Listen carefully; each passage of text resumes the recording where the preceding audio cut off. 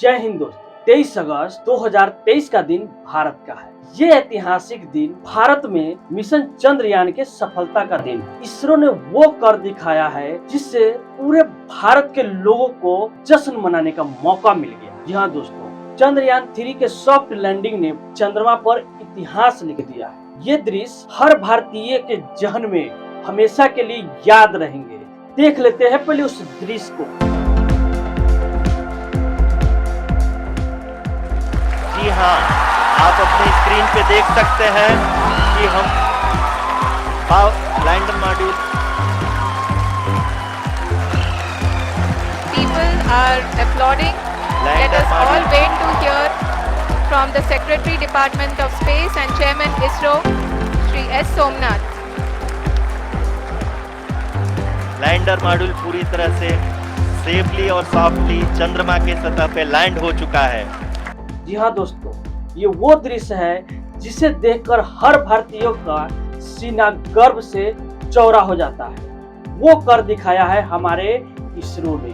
कहां से शुरू कर करके आज 23 अगस्त 2023 का जो सफलता हमें हासिल हुआ है, इसकी शुरुआत कहां से हुआ। जी हाँ दोस्तों, 15 अगस्त 1969 से शुरुआत होती है इसरो का यात्रा। यानी इसरो का जो स्थापना है 15 अगस्त 1969 को हुआ था। इसरो की स्थापना से लगभग एक महीना पहले 20 जुलाई 1969 को अमेरिका का अपोलो 11 मिशन ने चांद पर पहला कदम रखा था, जिसमें पहला व्यक्ति जो थे वो नील आर्मस्ट्रांग जो है, उसने अपना पहला कदम चांद पर रखा था।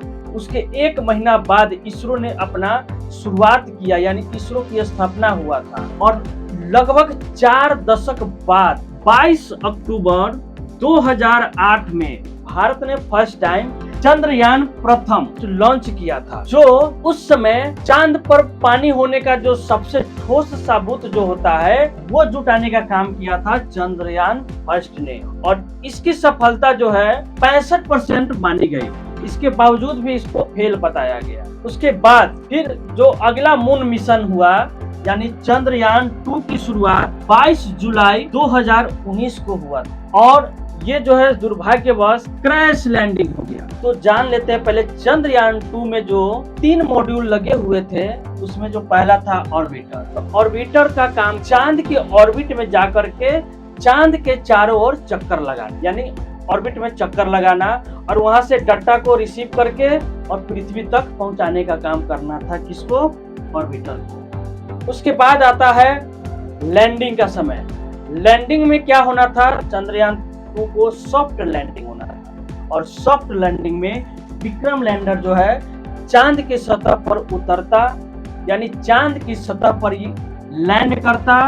और विक्रम लैंडर के अंदर से प्रज्ञान रोवर को बाहर निकलकर आना था, मतलब कि घूमकर वहां से सैंपल इकट्ठा करना, उसके बाद उस डेटा को पृथ्वी पर भेजने का कार्य कर। लेकिन दुर्भाग्यवश 7 सितंबर 2019 को चंद्रयान 2 का संपर्क विक्रम लैंडर से टूट गया, जिसके कारण लैंडर मॉड्यूल क्रैश कर गया। जब वो चांद से मात्र 2.1 किलोमीटर की दूरी पर थी, मतलब 2.1 किलोमीटर की ऊंचाई पर था चंद्रयान 2, तब जाकर के उसका संपर्क विक्रम लैंडर से टूट गया। और इस तरीके से चंद्रयान 2 का जो है लैंडर मॉड्यूल वो क्रैश कर गया। इस तरह के मिशन से हम हारते नहीं हैं, या तो हम जीतते हैं या नहीं तो सीखते हैं।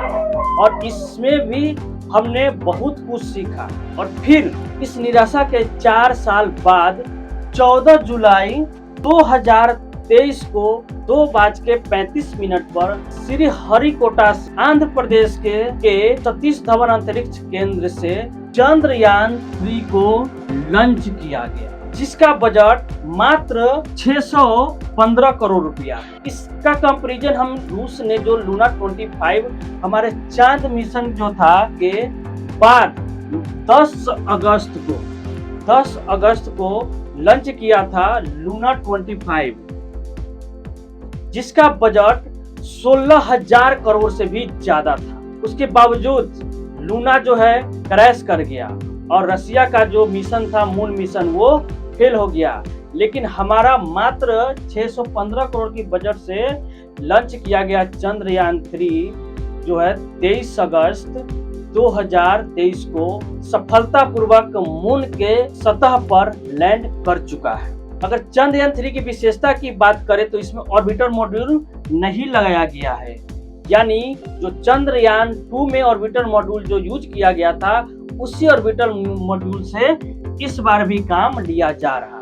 चंद्रयान 3 को LVM-3 के द्वारा लॉन्च किया गया है, यानी लॉन्च व्हीकल मार्क 3 से चंद्रयान 3 का लॉन्च किया गया है, जिसका पुराना नाम GSLV मार्क 3 हुआ करता था। चंद्रयान 3 के हाइट एवं वेग को बढ़ाने के लिए पृथ्वी के 5 चक्कर लगाने के बाद तब जाकर के चांद के ऑर्बिट में यानी मून के ऑर्बिट में शिफ्ट किया गया है। चांद के सतह से लगभग 100 किलोमीटर ऊपर लैंडर प्रोपल्शन जो है अलग हुआ, तब जाकर के फिर चांद के सतह पर चंद्रयान 3 का सॉफ्ट लैंडिंग हुआ।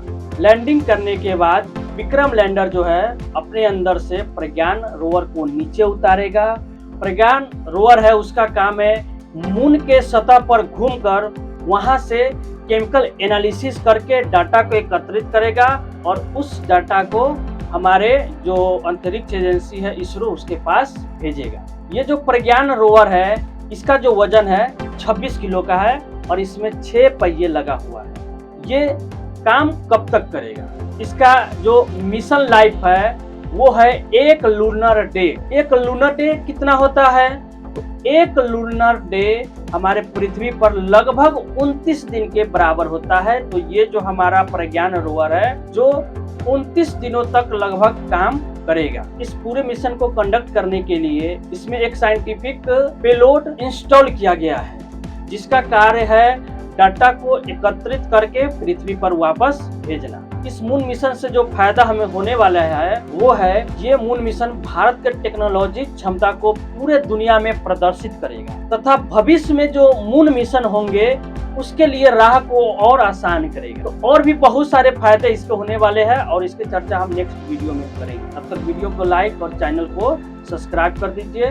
धन्यवाद।